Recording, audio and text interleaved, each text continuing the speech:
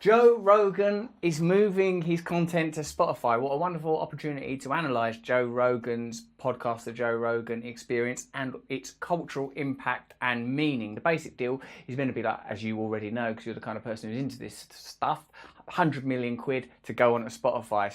It will still be free if you've got Spotify, but Spotify will be providing viewers to their advertisers. Now, obviously, my podcast is on Luminary. Some time ago, we sold our podcast Under the Skin to a platform, and I always felt a bit dodgy about it, you know, because, because for the internet space, you're used to getting for nothing. But YouTube, where you're probably watching this now, obviously, you know, sells advertising. And Instagram, if you're watching it there, you're being corralled and marketed to. In a sense, as long as we all live under the economic auspices of capitalism, then those are the rules of the game, unless you want to set up exempted and parallel universes. Now, like, I reckon Joe Rogan moving to Spotify is significant. I reckon it's a game changer. I always fought for online subscription model podcast platforms to work. They needed to get Joe Rogan or someone comparable, and there isn't really anyone comparable. Maybe Mark Maron, but not really anymore. Rogan's a sort of a unique thing. It's going to be weird that his stuff won't be on YouTube anymore, and apparently I got from that, was it called Valuetainment? A very good channel, very interesting. Valuetainment, they said, like, you know, Spotify are gonna have set up a video arm just to deal with it. In terms of the economics of it, they're saying that Rogan got 100 million quid, but the share prices of Spotify stock jumped up to equivalent of 5 billion in value, which I suppose is 5 billion in value. There's no equivalent, is there? But only in marshmallow, but only in Pixie Dream. 5 billion worth of Pixie Dreams. It's weird, isn't it? Because, of course, you know, your stock prices could go down as well as up. But it's interesting. There is definitely a value, clearly, to Joe Rogan. I've often thought about what that is. I've been a guest on his show several times, and I think it would be, I consider him a friend. You don't want to put yourself out, do you? Don't want to be all vulnerable. That guy. Anyway, yeah, I've got his phone number. I'm wondering what do you need to know about this? I think he's an interesting cultural figure because I think a lot of what he's doing is men's wellness and men's spirituality.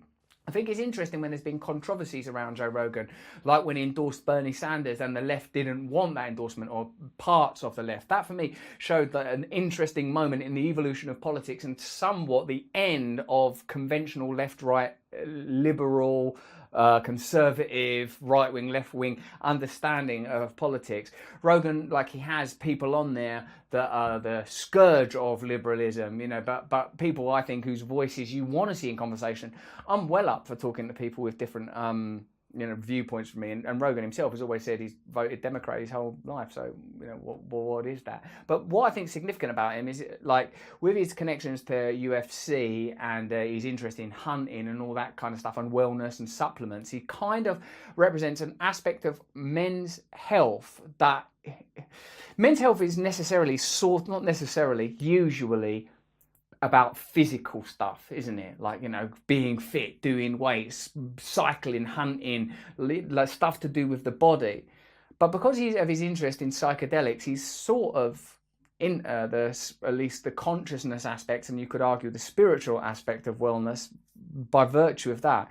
He said before, like, that he would never call himself an atheist because, like, you know, what do we know? And anyone who takes psychedelics, it just opens up a lot of questions. I think he's an important cultural figure and an important cultural commentator. And anyone who is the person that takes a medium to a new level, you have to see what that represents, what that means. For an obvious example would be Howard Stern. Howard Stern is the person who moved the medium forward, changed the way a medium is regarded. Joe Rogan has done a comparable thing. So what I think is he addressed a long neglected aspect of masculinity. I think he's moving the conversation forward as new milieus and new taxonomies emerge around politics and thinking and philosophy. I think he appeals a lot to blue collar people who are intellectually inclined and intellectually interested. And I think a lot of his work has countenanced, denied, undermined the idea that people were, oh, people just like 5-second little bites of information. People can't think, people got no concentration. Like if you listen to these, like some of the episodes he's done on Egyptology or chemistry, biochemistry, politics, the AI, you know, he goes deep, you know, 3-hour conversations with people in an accessible way. I'm very interested in people that are able to make esoteric information exoteric and accessible. So I think this is a significant, it's obvious, you know, it doesn't matter what, I think it's a significant cultural shift, this moment. I think it's good for anyone that's a content provider, particularly at a time when people are talking about YouTube, censorship and what can be said online, particularly as these new emergent spaces become increasingly commodified. You know, there's always a Wild West moment when new technologies emerge, and even at this point you can regard the internet as a somewhat of a new technology. But what my personal belief is that the underlying economic forces, which ultimately means forces full stop, the dominant powers of our time, corral and control those spaces. I don't think it will make any difference to the output or the content of Joe Rogan's stuff. I think he'll be a person that continues to do what he wants to do. I think he's in a pretty much an unassailable position. But what I suppose it shows us is that corporate power is dominating the online space the way it dominates everything. So I suppose, what I would take from it is that it's a fascinating move. It's good if you're a content provider. It's probably good if you're Joe Rogan will carry on. What he's doing is downloading an app, you know. So it's change, but it's an interesting change. And I reckon that it will create opportunities, but my concern is that there'll be mostly economic opportunities. But if ever there was a time for the world to change and for new paradigms to emerge, it's this one. And really, as I've said, I'm very, very close to Joe Rogan, so I just hope he succeeds.